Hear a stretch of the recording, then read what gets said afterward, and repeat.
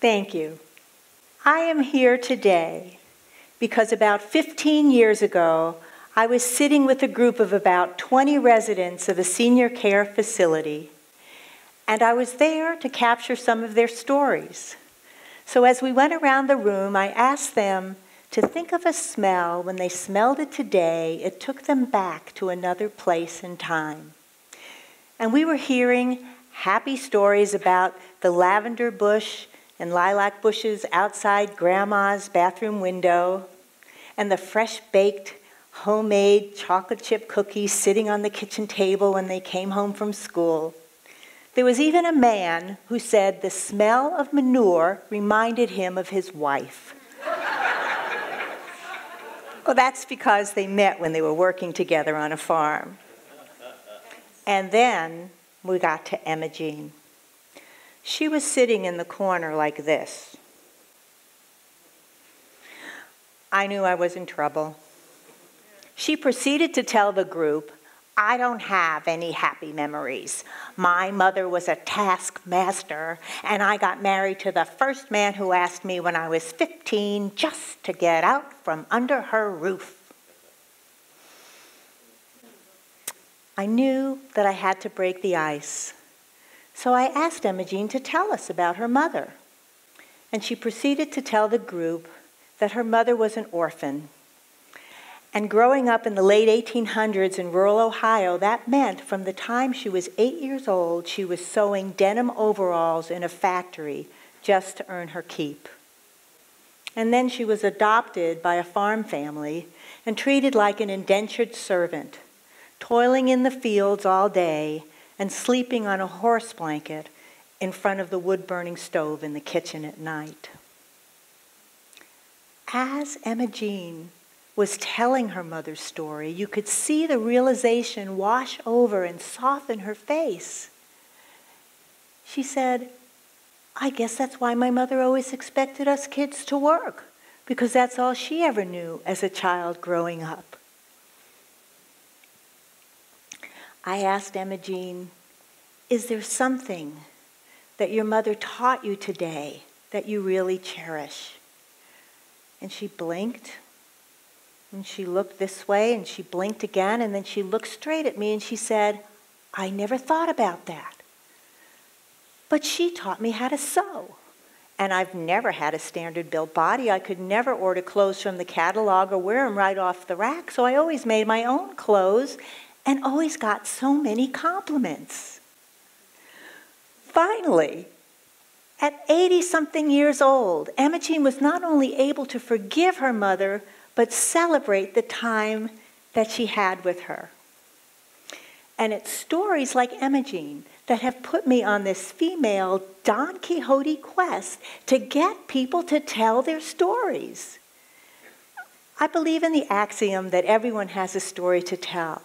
But what I have learned is that it is in the telling of the story that you can recognize the significant people and events that have shaped your life. I started on this reminiscence teaching in 1998 when I was preparing a syllabus for a life writing class.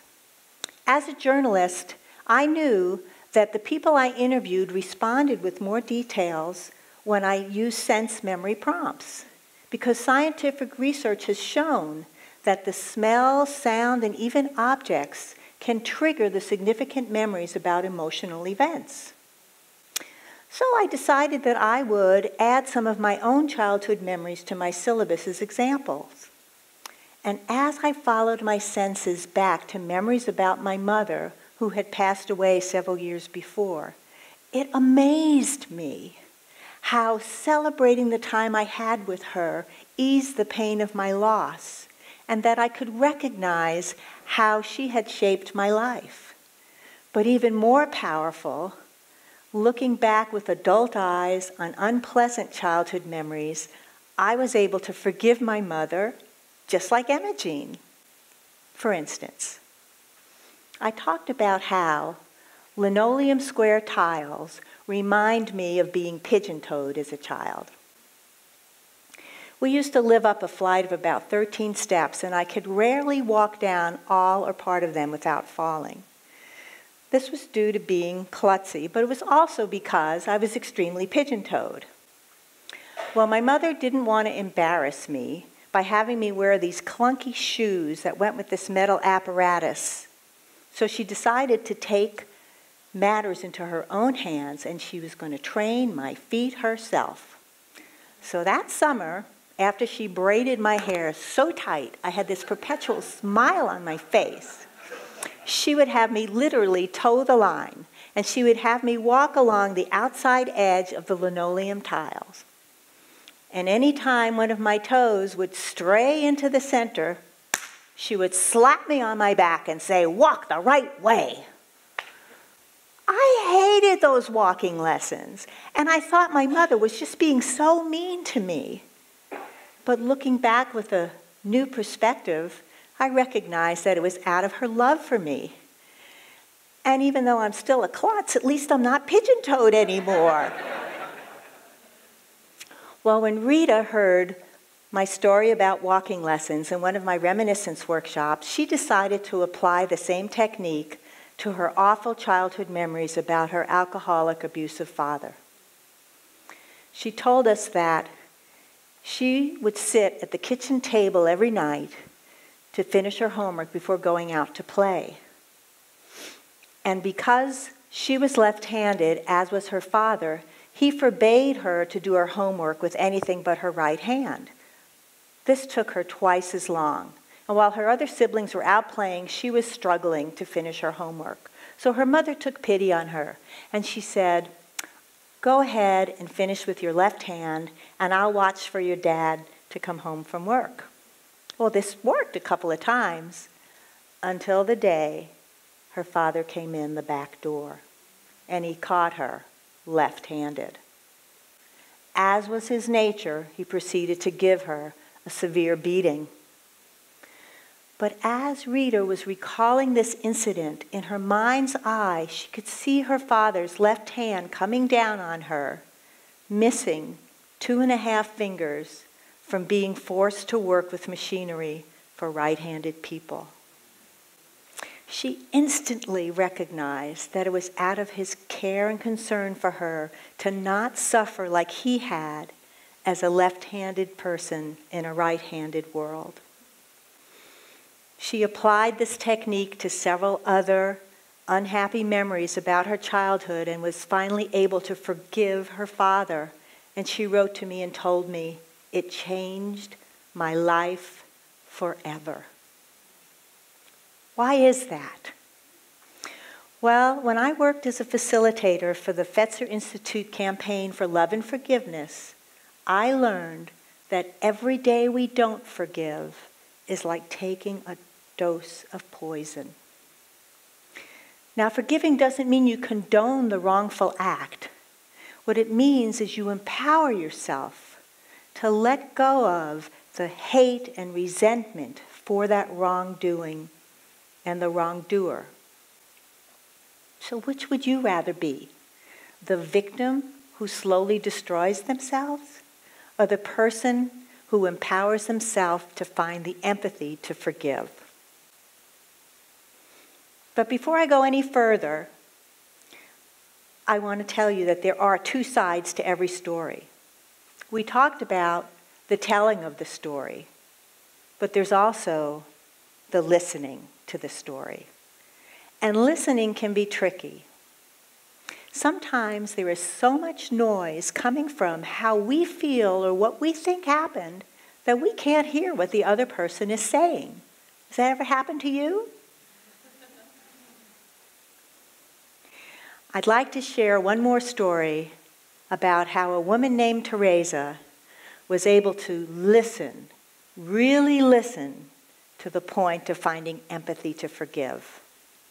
I met Teresa in one of my life writing workshops, and she told the group how she was a high school teacher when she found out that her brother Steve was shot to death in a bar parking lot. And as she sat in the trial, she was trying to make sense of her brother's killing, and she was looking at this young man, Carl, who had shot her brother, and she wanted to know his story. She also wanted to make sense of the judicial system. So she went back and got a degree in criminal justice, during which time she learned about this innovative program called restorative justice, which serves both the victim and the person who committed the crime because they're both damaged. Through that program, Teresa was able to visit Carl in prison and hear his story. He told her about his unfortunate childhood. He never knew his father. His mother was incarcerated, so he spent his childhood in and out of sometimes abusive foster care situations. As Teresa listened to Carl's story, she was able to forgive. And she said that made such a big difference for her. And she thinks for Carl as well. So isn't that magical? To rewrite the story from being the victim to the person empowered to find the empathy to forgive. And it's so wonderful to experience that peace that comes from the power of forgiveness. I mean, look at Emma-Jean. After she forgave her mother, we could not get a word in edgewise. She was sharing so many happy memories about her childhood. And Rita, realizing that she was really quite happy being ambidextrous, decided when her left-handed son wanted a special mouse for his computer, she taught him to use his right hand by conveniently forgetting to get the mouse. Teresa speaks about forgiveness and restorative justice all over the world, and her book and documentary is used in institutions, in schools, and victim organizations. And as for me, my mother's walking lessons taught me that no matter what the bump in the road, I can persevere as long as I put one foot in front of the other and walk the right way. So can you see why I'm on this quest to get people to tell their stories and to listen to stories of others? And I ask you, what is your story that you would like a chance to tell? Or is there perhaps a story that you need to listen to with a different perspective so that you can find that healing pathway to forgiveness? Thank you.